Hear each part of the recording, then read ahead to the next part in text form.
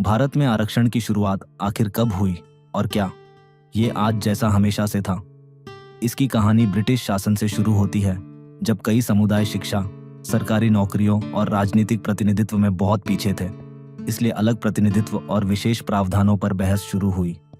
आज़ादी के बाद संविधान सभा में इस मुद्दे पर लंबी चर्चा हुई और 26 जनवरी 1950 को संविधान लागू होने के साथ ही अनुसूचित जाति यानी एससी और अनुसूचित जनजाति यानी एसटी के लिए शिक्षा, नौकरियों और विधान मंडलों में विशेष संवैधानिक प्रावधान लागू किए गए, ताकि ऐतिहासिक रूप से वंचित समुदायों को समान अवसर मिल सके। लेकिन 1951 में सुप्रीम कोर्ट के चंपकम डोराई राजान फैसले के बाद संसद ने पहला संविधान संशोधन पारित किया और आर्टिकल 15(4) जोड़ा, जिससे सामाजिक और शैक्षिक रूप से पिछड़े वर्गों के लिए विशेष प्रावधान का रास्ता साफ हुआ।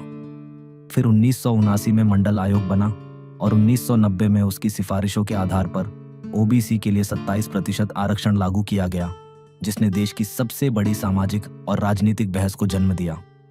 इसके बाद 2019 में 130वें संविधान संशोधन के जरिए आर्थिक रूप से कमजोर वर्ग यानी ईडब्ल्यूएस के लिए 10% आरक्षण जोड़ा गया और 2022 में सुप्रीम कोर्ट ने इसकी संवैधानिक वैधता को बरकरार रखा।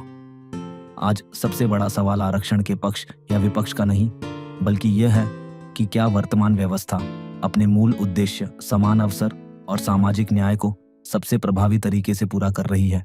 अपनी राय कमेंट में जरूर बताइए और ऐसे ही डीप एनालिसिस के लिए सब्सक्राइब करें।